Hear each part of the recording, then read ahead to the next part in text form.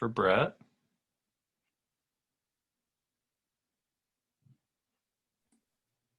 Okay, so hi Brett, or anyone that's rewatching this, and all of you all. Oh boy. The question for the week is what are we connected to that gives us strength? How do we draw strength from our connections? And what are we really connected to? What does this word connection really bring up? How can we think about that in ways that are going to help us live and connect in with our ideas of the good life that we had at the beginning and that we're moving into with our projects or our odysseys or anything like that? So the question is kind of what are we connected to that gives us strength? If we wanted to take this further, we could go like, how do we connect, or what practices might we connect to? But I'm kind of jumping the gun. So, and then I do want to let you guys share. But if you're just watching this, Brett, I would pause it now and write for a good 12 minutes on what are you connected to that gives you strength. Well, that was fruitful for me. Begin. I'd rather wait. I yield the mic. I want to begin by yielding. Well, there's a lot of power in that too. That's a great way to connect. I began reading a book on somatic coaching this week. Interesting. And I opened the cover on Martin Stiegelman, the positive psychology guy, on flourishing. Yep. And there was just a couple of words in there that touched on this as well. And yes, great opening so far. Power, and it kind of weaves into this. One of the biggest, there was a retired Surgeon General of the United States, and he proposed that the biggest social ill in the United States and probably around the world is loneliness. Yeah. And so this connection is something fundamental to being human. So when we connect as people, I feel like it's a different kind of strength. I feel like the bonds that we share with people thicken my myelin sheath in my mind so that I have less interference and more of a straight line to the thoughts and experiences because they're heightened by emotion. And emotion means being in motion for me and also connected to this somatic experience that I have within my body. So the feelings that I have from being alive. And I also had this really profound insight that our bodies are always practicing. Always. Whatever physicality we are engaging in is a practice. How we hold ourselves when we're sitting, how we talk on Zoom, how we play the guitar, how we dance in the rain. It's always a practice. And I was talking with a friend who I did jujitsu with for a little bit, and they said, "You're real strong." And I said, "I'm not strong at all. I just have chi." And they're like, "What do you mean?" I said, "The energy that's in my body can be made manifest through my will." And they're like, "That makes no sense." I'm like, "Okay, I was in a men's group. There was 12 men. Half of them were really fit. There was 3 guys that were really burly, and there were 2 guys that were like endurance athletes. We were challenged to do a plank, and I outlasted all of them by a huge margin because I was able to relax my back and not focus on holding my gut strong. So because I was able to use my chi and relax the counter muscle, I connected to a method of being strong in the moment that was kind of allowing my body to be in flow. And that to me is an internal connection, but it's only half of the equation.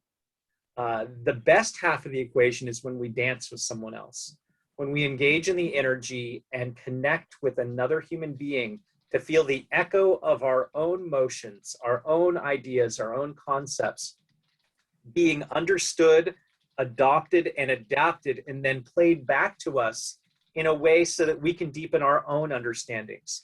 To me, that's the dance of love in life.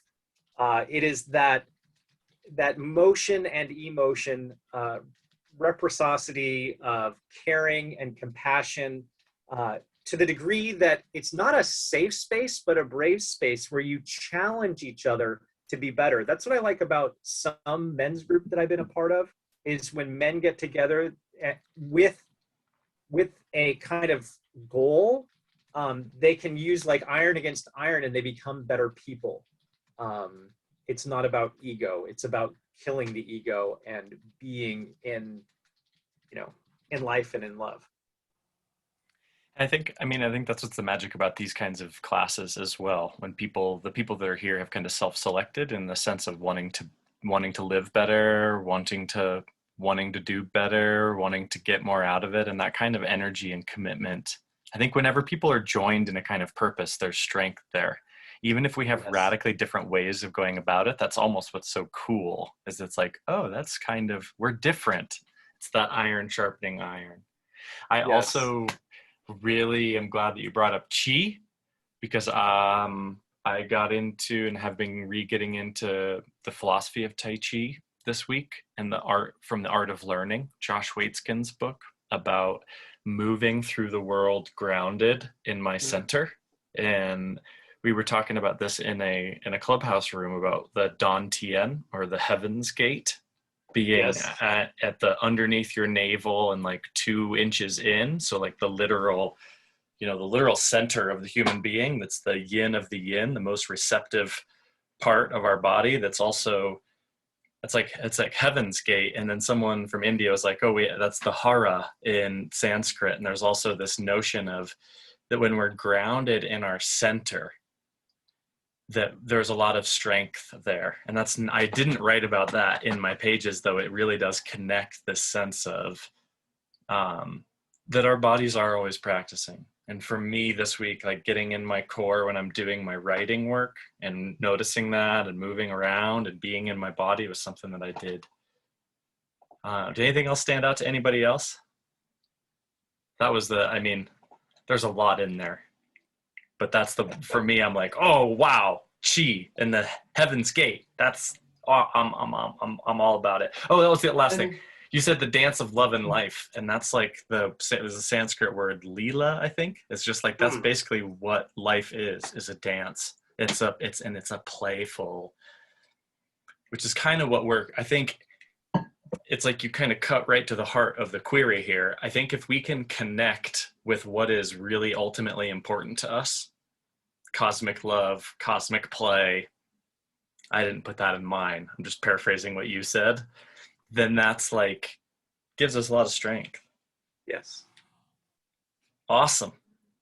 Well, that's a strong opening. Thanks, Brian. Mom, it seemed like you're... Oh, right. That was, well, actually that's the same, your prana, or that location energy that you're talking about is the same thing of the, with the Andes, as far as what you're connecting with, and tasting all of the universe, through that. But anyway, so, right. I did go more on the love side. I do get strength from myself, and the earth and the universe. It's just, and then, but the practices, like Sean's familiar with the golden movement, those kind of things. I mean, just a simple practice, simple energy practices. But I did definitely focus on the different energy practices as far as which ones gave me more strength than others, right? Because that's what we were writing about. But there were a variety of tools as well as energy movement practices that, I consider the morning pages sometimes gives me strength. Other times it's a pain. but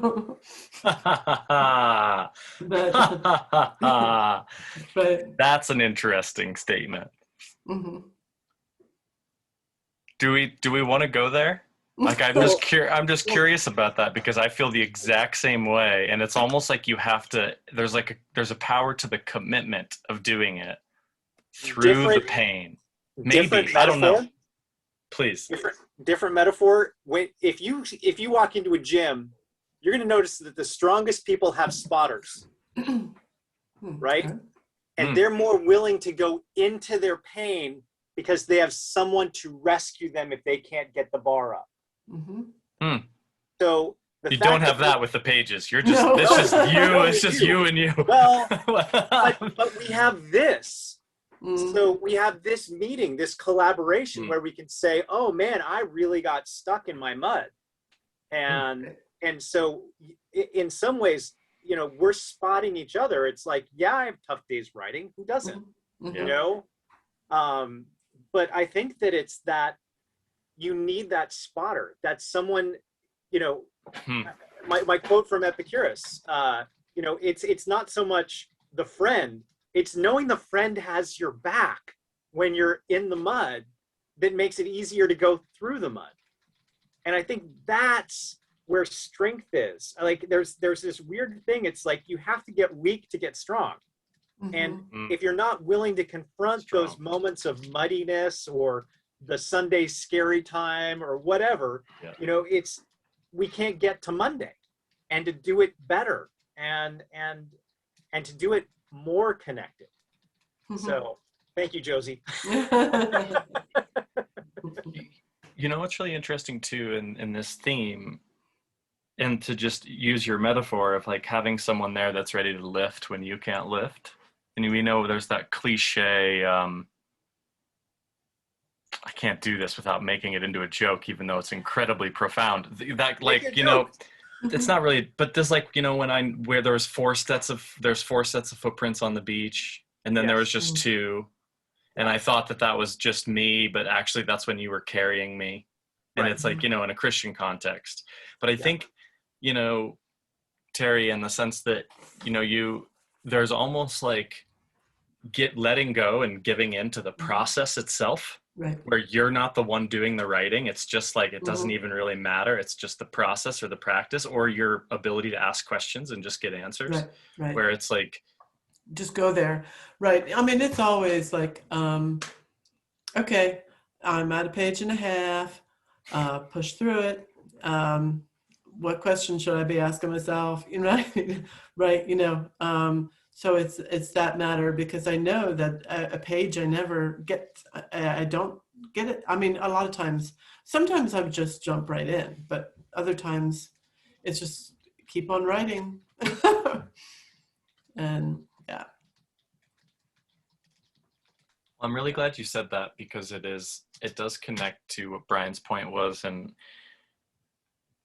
we have a kind of menu of things we can draw connections from. And I'm really glad that you both brought up the word practice, because that's part of what, the last two things that I said that were interesting to me, that surprised me, is, I draw some strength from prayers, not in like an affirmation, but I'm using them in the sense of a reminder.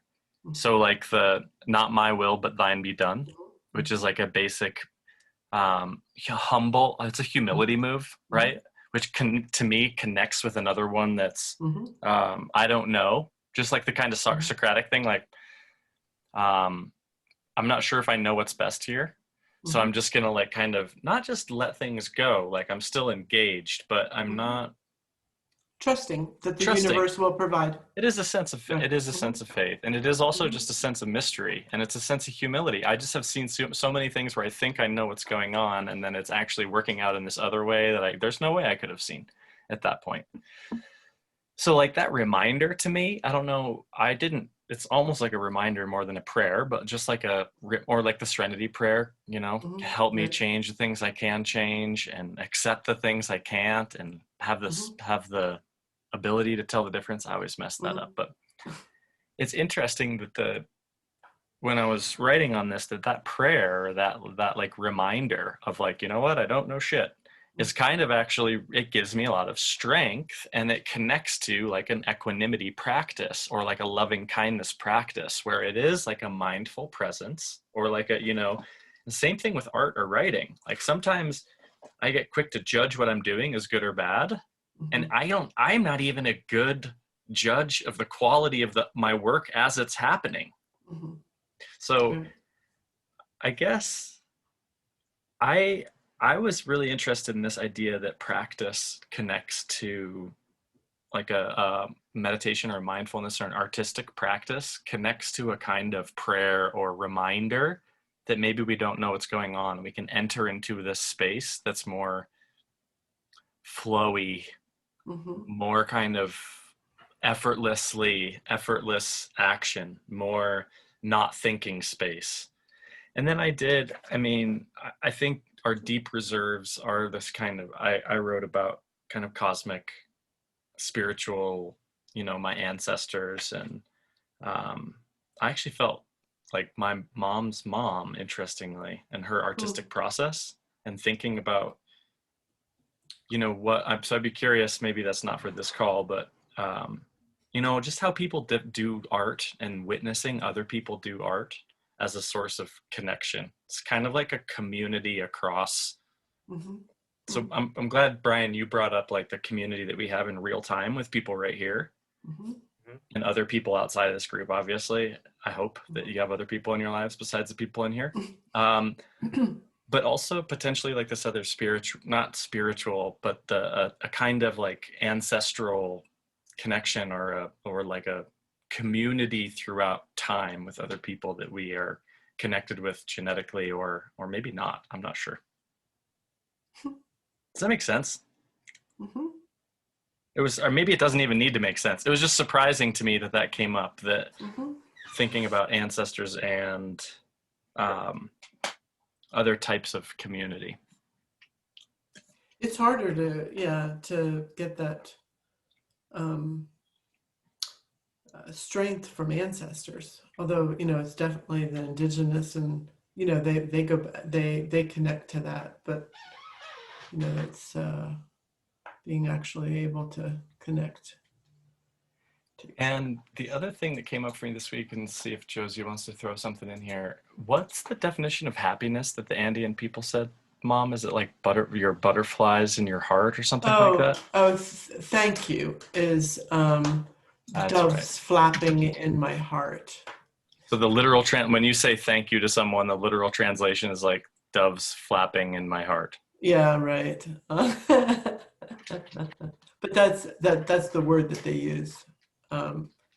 And initially, but I've since discovered that wasn't really accurate. But the first, that it always blew me out of the water, though, was that, we don't have a word for I, it's all we. I was like, how can you not?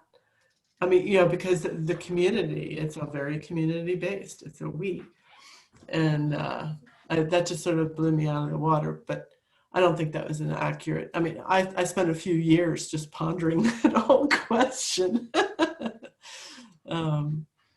But yeah. What's powerful? A mentor that would often use the we in a sense of, I acknowledge that I bring more than my ego to the table. I also bring other aspects of my persona. I bring in my memories. I bring in my my instincts, my gut. Right. So the we was plural within himself. Yes. Right? A royal we. Exactly. And it's also inclusive of the other person. Right. So. Yeah. Right. There's a lot of we's out there, right? Yeah. We like that. Yes, we do. Yes, we do. There's another word when you were talking about creativity. I think that's a strength in that, not only in art, but in life, I'd use the word resourcefulness.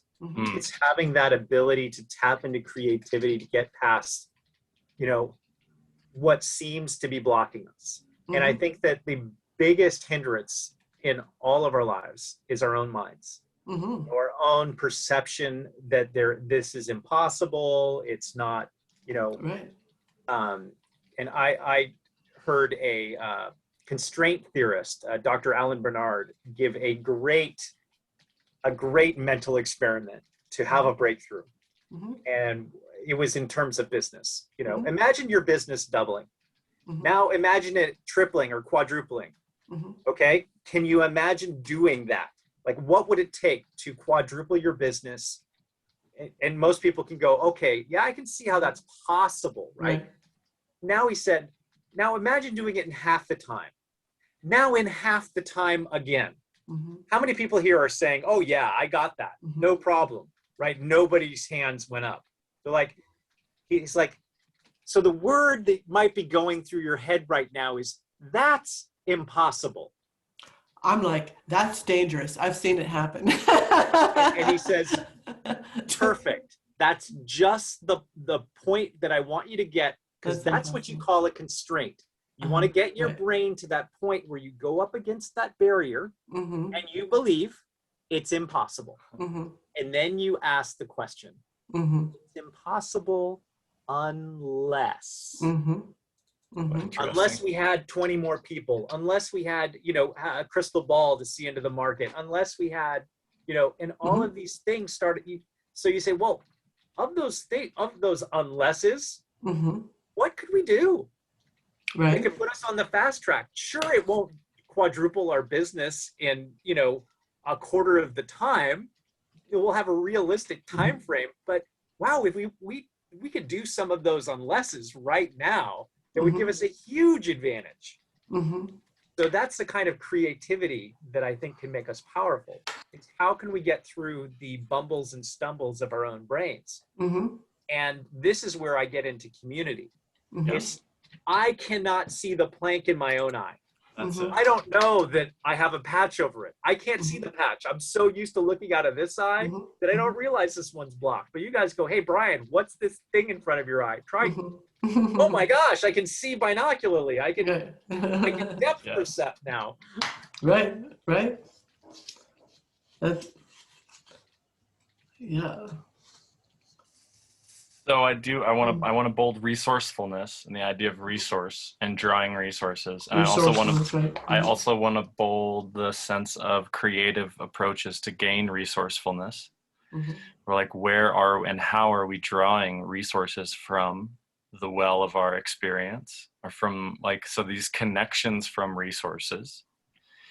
One of the ones that we have not mentioned that's coming up this week as a possibility is thinking about other people or other exemplars. So Aristotle said that if we're going to live a really good life, we have to find the people we'd like to mimic.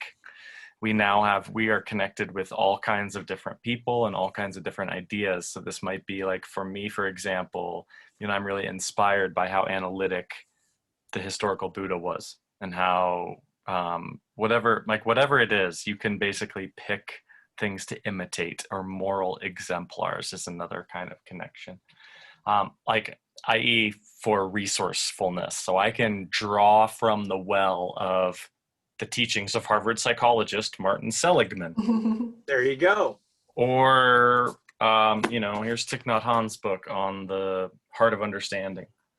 Or a design theorist, or someone that leads creative workshops. Or, so I think part of what I want us to really move into as we start shifting to not being in this course anymore, and the tail end of this course, is to really see how the agency we have to make those connections and draw from them in ways that are generative and recurring. So like reaching out to, hey, Brian, I thought of you. I thought you might be able to help. I know you're a person that loves to help. And I just wanted to see if you wanted to, if you know, you might be able to help for just 5 or 10 minutes to give me some ideas. And if you want to help further, that's great. But I would love to resource from you, Brian, in a way that honors who you are, because we're connected. Yes. I'm also thinking of you, Terry, being like, and this is the same with me. I need to go on a walk because I need to resource from nature. Right. And I need to really actually have that communion with my body, my posture, my practice, my movement, but also with the mystery of just how things are unfolding around me. So for me, if we're thinking about this course in terms of like a template to continue our learning by way of seeing where we've been, we started really kind of getting on presence and practice, and free writing as a way to be present, to inquire. And we're moving into this, how can we use these tools, techniques, practices to continue our own way? And I think this notion of design, or thinking about where we're going, connects to this, how are we going to get there? If we're really, we want to, I'm experimenting with this route or this route.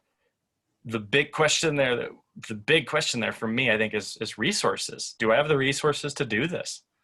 And how might I resource? Where can I draw strength from? You're going to see in this week, for me in my journey, when I start to really think about, there's some pressure, some resistance that comes in when I'm like really close to finishing the manuscript for writing A Good Life, for example, or I'm really close to like achieving some of the bigger project goals that I have, that I need to remind myself about play and joy, and just like being connected to the play of it all. Like this is, you're doing this because it's fun and you wanted to do this. You know, this is like, and yeah, it's a drag to cut and paste and copy edit all this stuff. And yes, you want to hire a copy editor, but you know what? You also want to finish this, and you can enjoy this. And there's strength in that has come up this week for me, that it's just like, yeah, I experienced the resistance. No, you're not playing. You're not playing enough. That's right. You're taking this too seriously. I mean, yeah, right. Have fun, or even, you know, even if I start playing with something else, it may be considered resistance, but I'm having fun and it's opening up space. I mean, it's helping in some sort of way, even if I am playing that has nothing, you know. I'm not avoiding. I mean, it's sort of like, well, are you avoiding by doing Right. That's right. It starts to get a little yeah. And I do think there is the, you know, Stephen Pressfield writes about this in The War of Art, which is that when you're doing something that's really significant and important to you, that your soul is opening up, there's a resistance, that there's this force of growth, and there's this force of resistance, and that it really does take some strength to break through. And I don't know if I feel like that metaphor works better for some people than for other people. Well, like today, I was like, I need to start. I just started reorganizing things so that everything was in units of 2. I wanted 2 in different places, 2 drawings here, 2 drawings there. I was just like, and it feels good. I mean, the 2, I mean, you know, and now I can see where there's only 1 and I need to get another. It's all this balance, and it's just a play kind of thing. But I was surprised at when it all of a sudden popped in, what I was actually doing was I was making 2 things. Yeah, I mean, you know, of whatever I was doing, and it was balancing it. So, and I'm thinking like, should I do 1 or 2 courses? And then I'm like, and then I'm opening it up. I'm like, well, maybe there's 3. Maybe you should be doing these in 3. Maybe 1 or 2 is the wrong question. Maybe there should be a more playful one. Maybe you should do 7. How does it feel if you do 7? And I'm like, ooh, that's fun. This sounds awesome. It's like, no, that's crazy, man. 7's too many. Just do 1. All you need is 1 good course. No, I was like, well, so which one's more fun? Which one feels more? Because that's the other really big source of strength that you'll see. Like I feel I like didn't put that down, but fun, fun, play. How could this be easy? How could this be more joyful? We have a sense, and we learn that learning is hard work. That's one of the reasons why, and if Brett was here, I'd call him out. We have this sense of, in terms of work, that we have that work is like hard, that learning is not really like, it's hard and it's worky. And that's kind of true, but it's also kind of like we're really productive when we're having fun. We're really productive when we're engaged in joy. And I think for that to work, we're not getting caught up in the expectations of where we're going. We're just being present, drawing from that play. And I think, so, I mean, moving forward, I'm wondering, and I want to hear from Josie, if you want to share, Josie, how any of this is landing with you actually before I move on. And you don't feel like you can just... Hi, can you hear me? Yep. Yes. It's all landing very well with me. I really liked what you were talking about, Sean, with the ancestors and how you find connection through that in some way. I'm kind of going way back, but I kind of wrote a little bit about that where I find a lot of connection and strength through nature and working on being outside in nature more. In South Dakota, the winters are very long and the springs are not very fun. But just thoughts of what my favorite parts of nature are. I was just at my happy place in northern Minnesota. Like when people say, close your eyes and go to your happy place, I was just there. It's where I grew up, and it's basically where I remember all of my childhood memories.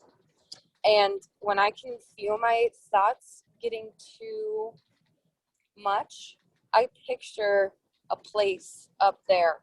I have multiple images in my head from this part of the world that kind of calm me down and bring me back to square one. It's just a little log cabin in the middle of the woods, and I like to think of how much connection there was with people before me at this location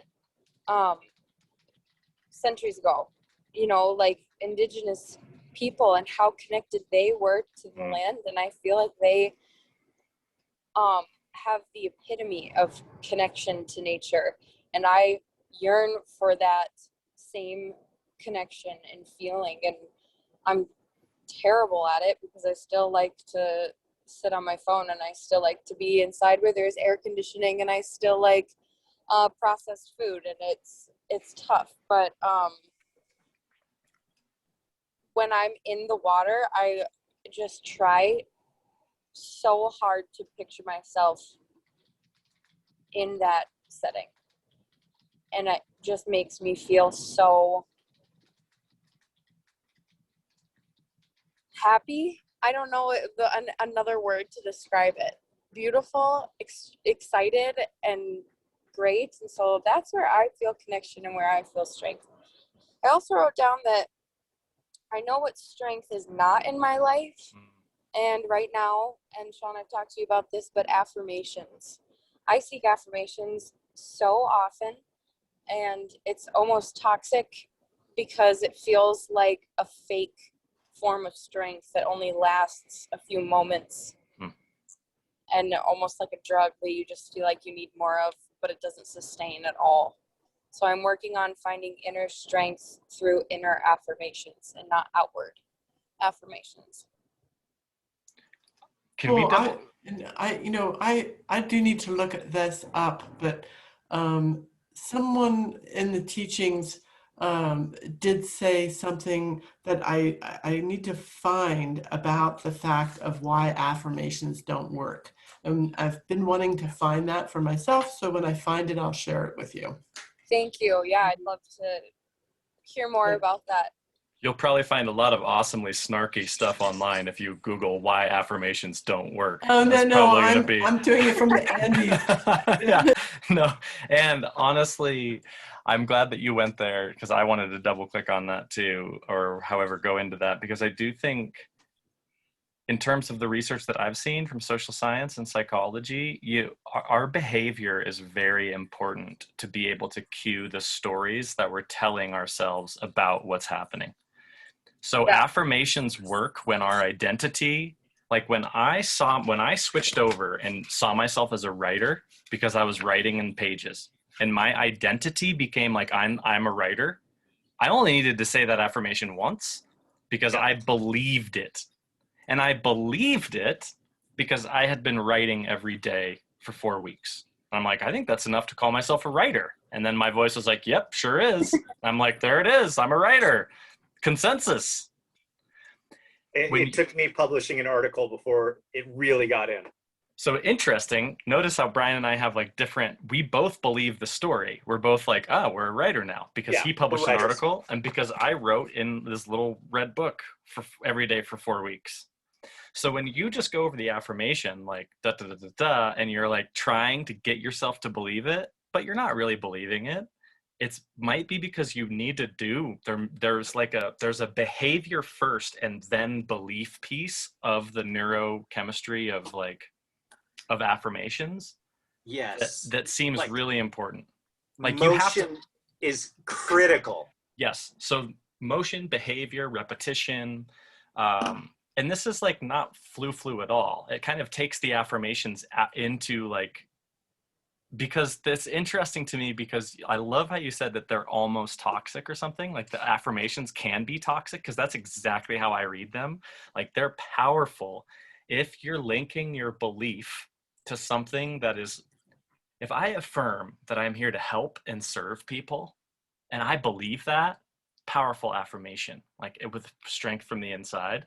But I have to be doing stuff to do that. So I guess I don't want to like poo-poo affirmations. There's just a behavioral habit piece of it that I think is really, really important. Does that make sense? Okay, I'm coming back. I'm going in and out sometimes. Yeah, I don't know why. I think what's toxic about my relationship with affirmations is my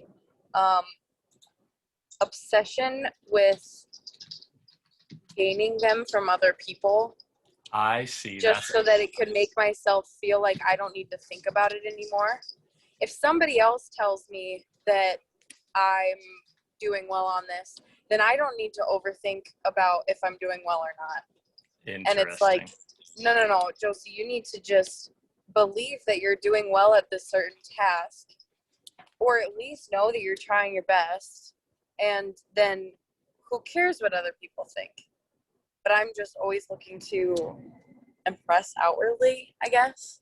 So that's where I think affirmations can be extremely positive. I think that that's how we can interact with humans and make meaningful connections. Yep. However, where I'm at right now, starting a new job and kind of confused with a lot of stuff going on, it almost feels like I'm still a student in terms of affirmations. I need this Eureka! grade to feel better about. I need this grade. I need an A Yep. or A plus. Yep. In order to feel satisfied with what I've learned. Okay, Josie. Instead of a B, which could be still fine. Yeah. You know you're not going to get a grade at the end of this workshop.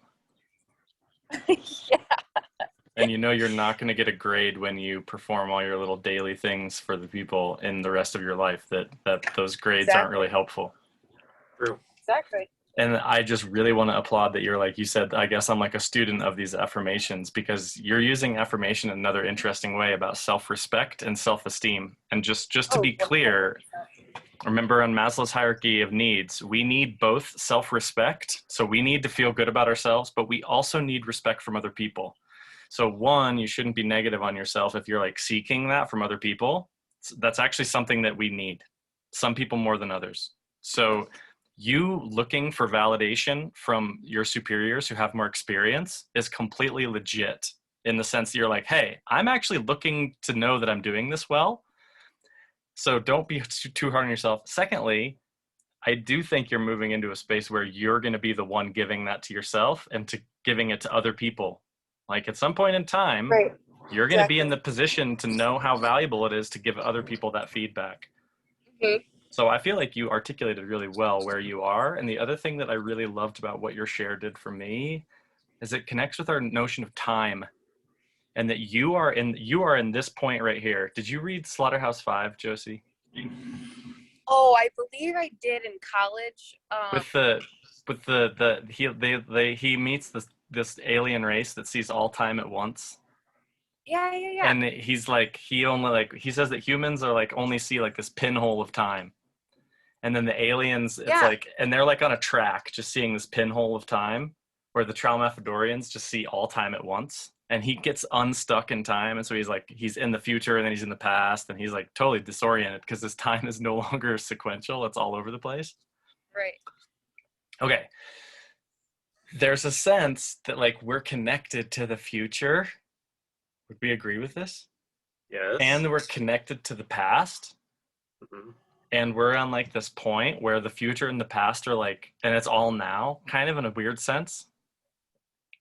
Basically what I'm saying is I just want to applaud that you're on this journey and that you're seeing yourself on this journey, because that's going to give you a ton of leeway to not need to get it right and to still be able to feel okay looking for, I wouldn't call it, I mean, I guess it is affirmation. It's kind of like validation. It's like a check mark. Like you want to know that you're doing all right.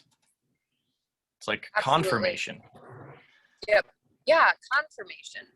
So Confirmation.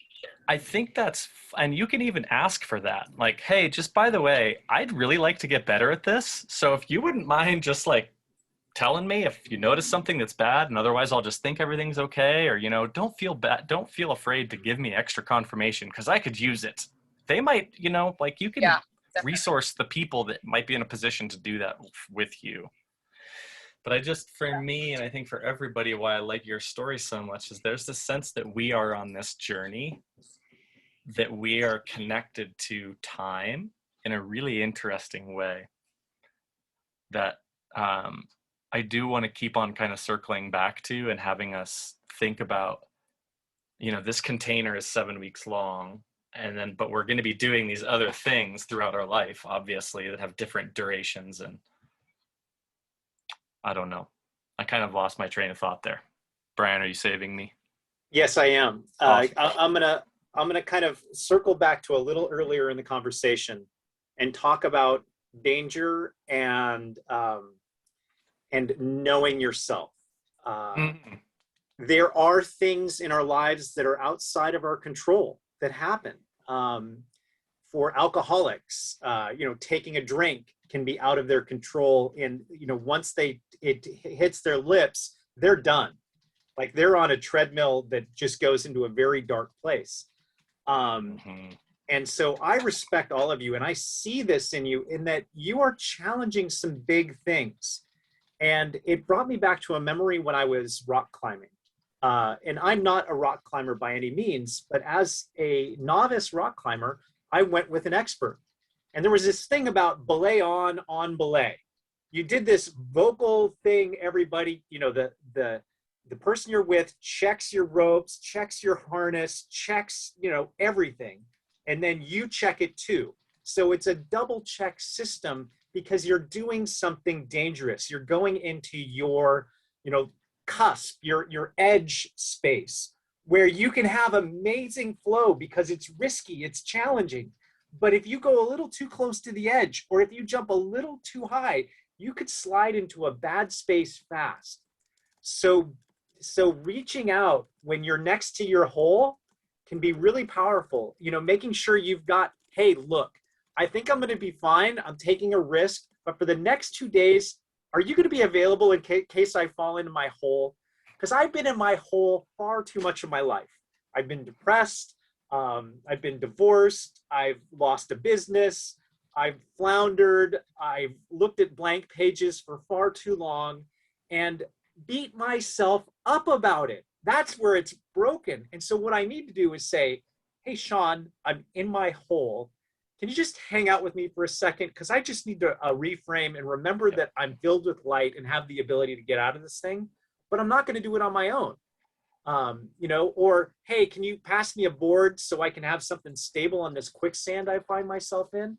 So the other aspect about all this is something that, can you see this? So I did a course in college as my capstone project. It was called Symbolic Interactionism and Social Change. And, you know, the founder of this is Herbert Bloomer, Symbolic Interactionism. I was a sociology major. And the thing that I loved about this is that to take one act in and of itself doesn't give us the message. And I think the thing about wisdom is getting away from Cartesian logic, which is cutting down things to its parts. I think that where we can bring wisdom back into life, honor the ancestors, is that when we look at life as holistic, where there are many things in this moment, where there is where we bring to the table more than ourselves. We are in community. We are the history of all our perceptions and the stories that we've gained from those around us that have informed how we live, how we act, how we understand. And the mere act of our action, our motion, has an effect on all the people that surround us. Because when we have a win, we want to share that win. And that elevates and inspires the people around us. When we have a loss, people can feel the pain that we feel. And that empathetic connection to know that we're not alone in our pain is powerful. When we see something worth emulating, that's powerful too. So it doesn't matter if we win or lose when we're in this holistic picture. Right. That's right. Surrounded by community, because it's that community that supports us, lifts us up when we're down, joins us in the hole when we fall. And, and they tell us, I love that in West Wing, Liam McGarity was talking to Josh and he said, there's a guy who falls in a hole, and the first guy walks by, a doctor walks by. He says, "Hey man, I'm in a hole. Can you help me out?" And the doctor writes him a prescription and says, "Yeah, take this. You'll feel better in the morning." And a priest walks by the hole. He says, "Hey, can you help me out?" He says, "Yeah, I'll say 5 Hail Marys for you. You'll be fine in the morning." And then his friend comes along. He's like, "Hey Joe, I'm in a hole. Can you help me out?" And Joe jumps in with him. And he looks at him and says, "What are you, an idiot? Now we're both in a hole." He says, "Yes, but I've been in a hole before and I know how to get out. Let's do this." So how do you know when you're sliding? I think that I become I lack my cognitive ability when I'm too deep. So I need to notice when I'm sliding into the hole, when I'm going into my dark space, so that I can reach out sooner, so I can clip on that belay and have some sort of safety net that's holding me from my darkest place where I become so ineffectual that it takes me months to get out. So if I can reach out when it'll only take me an hour, a minute, or a day, that is so much better than taking 5 years like it did when I got divorced. I mean, it's a huge difference. And I've learned this from people that have struggled with, addiction. I've learned it from people that have been in ineffectual families, and from my own experience, that staying connected is key. One of my best friends is in AA, and I love his program because it helps me be a better person. He reaches out to me, and I choose not to drink so I can hang out with him. It's kind of like, I want to live at your standards so you feel comfortable around me, and I'll elevate myself, so that we can be friends and support each other, because I like that you have a system that pulls you out of holes, and I want to be able to get out of holes too. So I need someone who can support me in my dark times. And I'm glad and I think it's amazing because it points at the whole power of how connected we are, and how community is such a big part of this, and why I believe that we need to do the learning that we can really ultimately do to cull the wisdom that we have. It's almost like we need other people around us to listen to and feel how we react and what we would say in that kind of sense. And the other thing, Josie, just from a professional development standpoint, I know because you're a lot in terms of the conversation that we had that Brian and Terry didn't hear, in terms of getting to be a better teacher and advancing in your skills as a teacher, and not really being able to get feedback. And even you trying to get feedback from the kids you're teaching is sometimes not so reliable, because they'll tell you they just want to watch movies. And, right. It's really you're kind of boy, I really wish I had someone to give me some feedback here. That's honestly one of the hardest parts about teaching. And I think you getting a taste of that and being God, I wish I had some solider ground that I could really know whether or not this is working or not. Welcome to the big leagues, kid. That's just what it is. That's what it means to run a classroom. And I think if you can get clear on what you're trying to do, and you can fine tune, and you can be yeah, I'm the kind of teacher that wants to get better and better and better and better and better. I'm going to get better at getting better. So I know I'm not going to get feedback. I Right. know I'm actually going to like fine tune the kinds of feedback I can get. Now I'm like really noticing when these things are working. Now I'm connected to these other great teachers that I've seen teach, to their methods and methodologies. And Yeah. I am, as Josie, over time, empowering myself to give myself the feedback I wish someone else was giving me when I can't Right. get it because they're all too busy with their own classrooms to do anything with me. Well, and the nice thing too is that since it's art, I'm the only art teacher there. I won't have any other art teacher to compare myself to. You know, like classroom teachers are comparing themselves to each other all the time. I'm going to be doing my own thing. I'm going to be in my own little world, and so I can try whatever I need to in my own little world. I'll take ideas from what I learned in this last year of substituting, but I mean, it's going to be so much different. And it just connects to, I just have to say So this, it might sorry, be Brian. really good practice. It is. And it's like that context is so metaphorically rich for what everybody's doing. Like you're in a class teaching kids and there's no standard to, and I like, that's where I am right now in my life as a 38-year-old person. Like what are my standards am I going to be up against?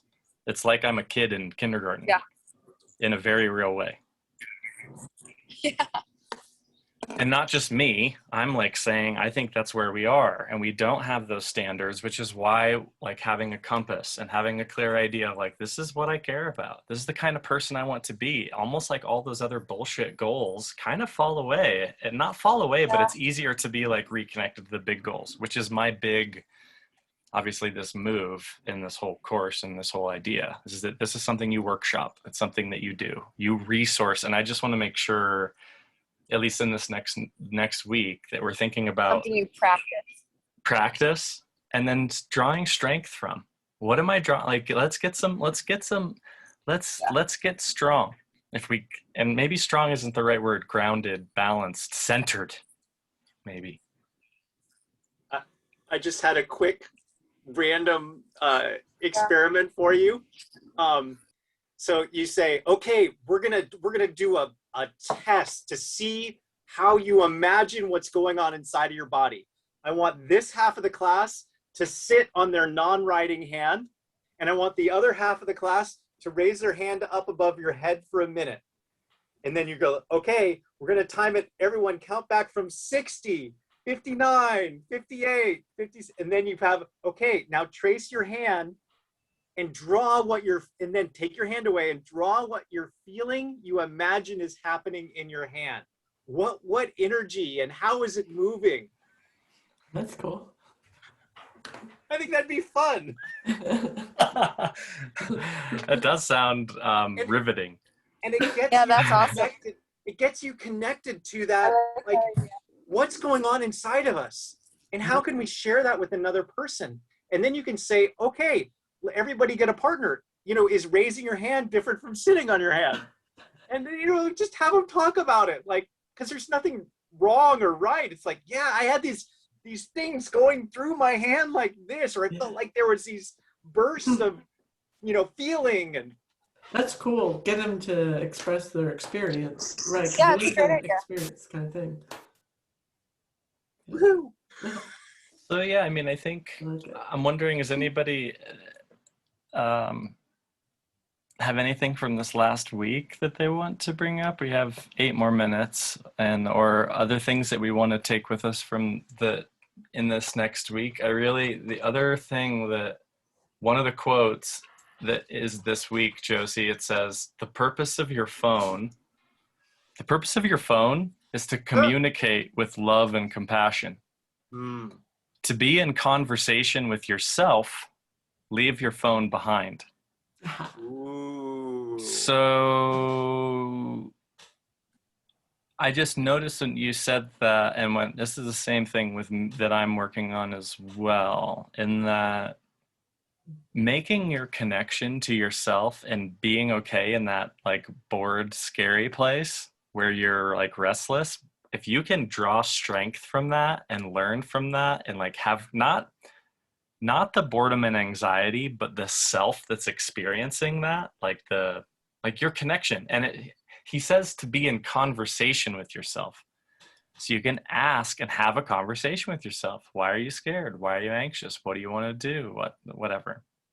I do think the framework here is to really connect with ourselves, what that means, and thinking about connecting with other people and connecting with the goals and ideas and kind of ideals that we have so that we can connect with a good life over time.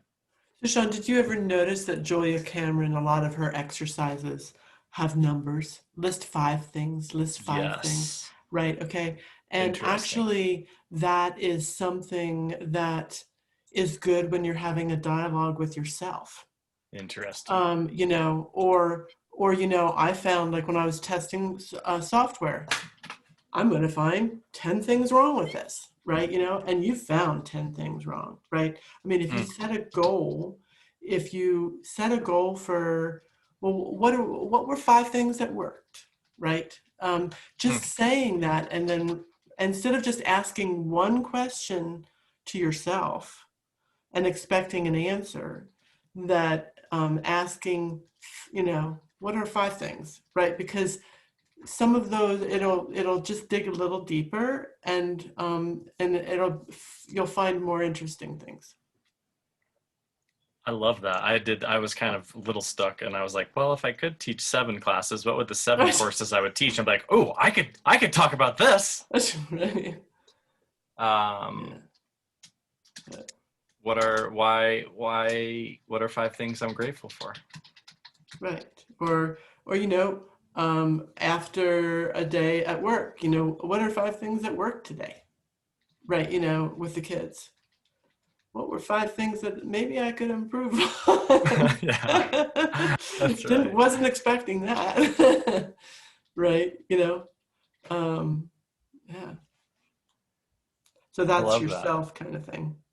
Mm-hmm. But it's not judgment, though. That's That's the the whole thing. key. That's the thing. Yeah, it's a learning experience. And I do think, I mean, I want to emphasize that I mean, one of the challenges in the age that we live in now, in a hyper-connected age, and I think this is particularly present for younger people, Josie, is that it's so easy to feel like we're connected on socials because our net of connection is kind of like, we're connected to all these ideas, but those kinds of deeper connections, they take time. It's almost like the human connections that we can draw strength from, the inner connections, the connections with nature. Like, we do need to actually stop, breathe, connect, remember, listen.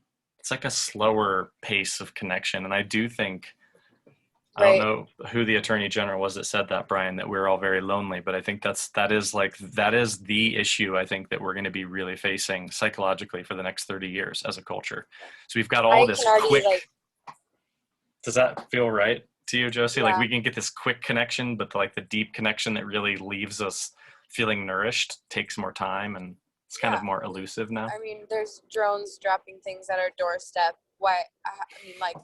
And it's so convenient that it's hard to kind of get away from that and find deeper connection in things. And I know I might be naive, but I feel like people my age are living in that 50% range where we are like, we still know how to make deeper connections, but we're also still tied to our phones more than past generations. However, the kids that I'm around in class, I would say are 75-25, 80-20. I mean, it's just becoming less and less, where I don't know what's going to happen with their connection. Some kids are different than others for sure, but I see kids just absolutely bawling their eyes out and throwing tantrums when their moms take their iPhones away in the grocery store because they're in line and they need to check out, and she needs her phone, and the kid is screaming because they can't watch Cocomelon, and it's like, that's just not how I was raised, but it's how I was, it's the world that I'm in right now. Yeah. So So yeah, I know the connection is going to be, connection might mean something completely different here soon. And I just really want to emphasize that I do think we're way more connected. It's like our thinking about things, like we're already connected. And just when we get in our brains, it's like our thinking that disconnects us. It's like to Brian's point, like we are the things that are standing in our own way. It's our thinking about these things. Like we're naturally connected. Just zoom out and look at the picture of the earth and or whatever, all these things that are happening. So, and I do think it's something that we can cultivate and really like consciously practice. And so I do hope like moving into, because we're on the kind of back end of this course, we're really trying to, the bigger question is, what of this do I want to take with me? What of this? And each of these is like a different kind of way of looking at, you could do an entire course on connection and have this be 7 weeks on connection, and it would be just the tip of the iceberg on it, right? So each of these is like it's meant to be like a way in. Synchronicity, same way. Like you could just geek out on that, or designing. I mean, so I just hope that you continue to see and play with like, what do I want to take with me from this in a way that, or if we want to be more present about it, how is this gonna show up for me right now? How can I enjoy this more? What connections, who might I want to reach out to? Who might I be able to serve and help? Who am I thinking of that I could do something nice for? How could I connect to like give to somebody else? And that's the entry. Yes, that's where it begins. You just tapped into the method. That's it. So I see so many people failing with my boss. They say, "Hey, can I pick your brain?" He's like, "Well, what's in it for me? Why should I even care?" It's it's taking the time to think about how we could be of service to the other person. I love TikTok. I love Clubhouse because it's given me exposure to people with enough points of observation that I feel like I can understand what they're going through. So I do feel a connection to them, but I realize that they don't know me from Adam. Like, I don't know how you got to know me. I know how I got to know you, Sean. And it's confusing TikTok to me. and It's Clubhouse, like, Brian. That's how. Yeah. It's like, so I had enough, data points where you're like, oh, this guy's different. He shows up. He's leading with service. Yeah. And that's the kind of way that I make connections to people I admire. I really think about it like, how can we serve them? And I do, so we can come back to mom's love and just how, she said, I connect in that love space. And I mean, for me, that's love and joy is what came up for me. So, just a great place to end it. Feel free to reach out. I have one thing left to say. Please do. If you haven't seen Bo Burnham's Inside special, that has a lot to do with connection and phones. And he just does it in a very funny and clever way. It's on Netflix, right? And I kind of grew an obsession for him afterwards, and he talks a lot about how his view on phones and children having phones is really interesting. It's on Netflix, Josie? Maybe look into that. Is it on Netflix, Josie? Yes, it's on Netflix. I love Bo Burnham. He's a brilliant, really kind guy. Awesome. I will look that up and I will watch it. Okay. So what's our prompt for this week again? I'm going to send them to you. There's the main one is we're going to go deeper on the connections. That's a good, say we go deeper into our journeys towards joy in this 5th week. Building forward, we keep wayfinding with synchronicities. We're still building on week 3. Creating opportunities to play and connect with other people is kind of the focus where there's this people or other connections. And I want to expand connections beyond people, which is why I framed it. Thinking about our own character and the character of others we admire. So we're also thinking about like our practice habits and who we are as a source of strength and connection. So connection to who we are. We'll explore our character as a muscle over time, have conversations with characters we respect. We'll get clearer on our daily habits, design and prototype more of our passion projects if you want. So a sense of connection. There's more on play, more on cherishing ourselves, reconnecting to what we talk about as the good life. So kind of circling back to week 1 and thinking, what did I write the good life was at the beginning of this course? And how could I use that as a source of strength? Thinking about who our mentors are and what we've learned from them and what reminders we want to keep. Thinking about infinite games, and then thinking about play and fit and service. So we're starting to think about connecting in the broader sense. There's also a link to Thich Nhat Hanh's audiobook on the art of communicating. That's just beautiful. He's such a kind man. Yes, he is. So there's a lot in there, but it's mainly about connecting with ourselves and beginning to connect with other people and connecting with mentors if we're into that, either past or future or present. Awesome. Thank you. Great. Okay. Enjoy yourselves. Yes. Great seeing you. Thanks, Josie. Anything else? Soak Okay. in the lake energy. Soak in that energy. Be well. Bye.